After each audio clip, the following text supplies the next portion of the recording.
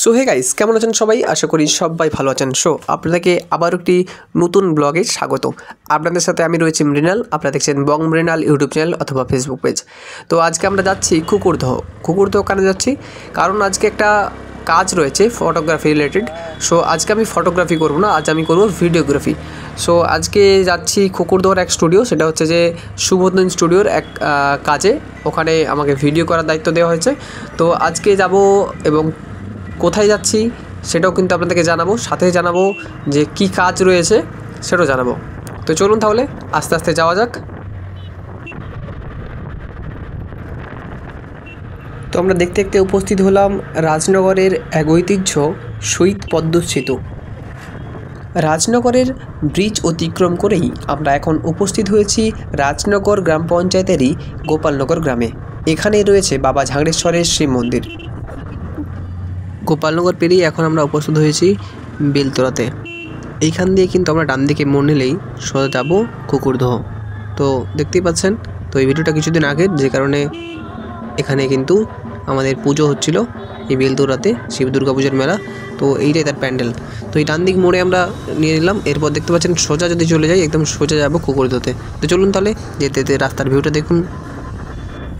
আজকের শ্যুটটা ছিল সকালে, কারণ এরা হচ্ছে অন্নপ্রাশনের শ্যুট ছিল। তো এখানে জায়গাটা ঠিক মনে নেই নাম।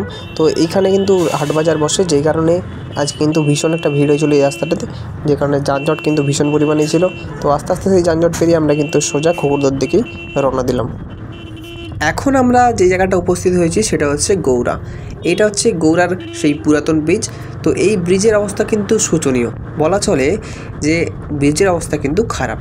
তো এখন এই রাজ্য সড়ক, যেটা হচ্ছে যে আমাদের ঘাটাল পাঁশকুড়া সড়ক, এর অবস্থা কিন্তু আগের থেকে একটু হলেও ভালো হয়েছে। তো বর্তমানে এই রাস্তাতে নতুন পিচ দেওয়া হয়েছে এবং কিছু কিছু জায়গায় ঢালাই করে দেওয়া হয়েছে রাস্তাটাকে, যে কারণে কিন্তু এই রাস্তার হাল কিছুটা হলেও কিন্তু ফিরেছে।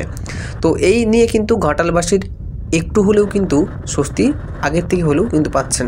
তো এখন আমরা কিন্তু গৌড়াকে পিছনে ফেলে সামনের দিকে এগিয়ে চলেছি।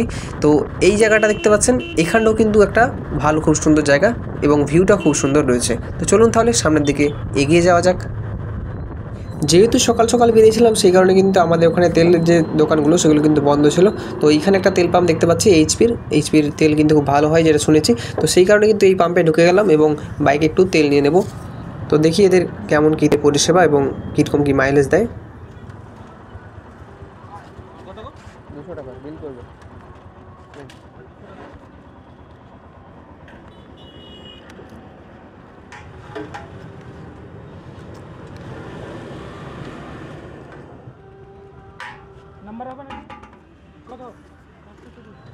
তো তেল পাম্প থেকে আমরা বেরিয়ে দেখতে দেখতে কিন্তু কুকুরদহতে পৌঁছে গেলাম। যেখানে আমাদের আসার কথা সেখানে কিন্তু পৌঁছে গেছি। তো এই ডান দিকে নিলেই কিন্তু আপনি দেখতে পাবেন যে কুকুরদহ লক্ষ্মীবাজার, আর এর সামনের দিকে যদি এগিয়ে যান ব্রিজ পেরিয়ে, সেটা হচ্ছে কালীবাজার। সো এটা হচ্ছে লক্ষ্মীবাজার। আমরা লক্ষ্মীবাজারে ঢুকে পড়লাম। তো দোকানটা হচ্ছে এই লক্ষ্মীবাজারের পাশেই, তো ওই জন্য এখানে স্ট্যান্ড করে দিলাম। আমরা দোকান থেকে সরাসরি চলে এলাম কুকুরদহ জানাপাড়াতে, যেখানে ছিল আজকের এই অন্নপ্রাশনের শ্যুটটা। তো আমি চালাচ্ছিলাম ক্যাননের R6 Mark II, আর সাথে ছিল ডিজি রনিন RS3 Pro যে গিম্বেল, সেটা আমি চালাচ্ছিলাম।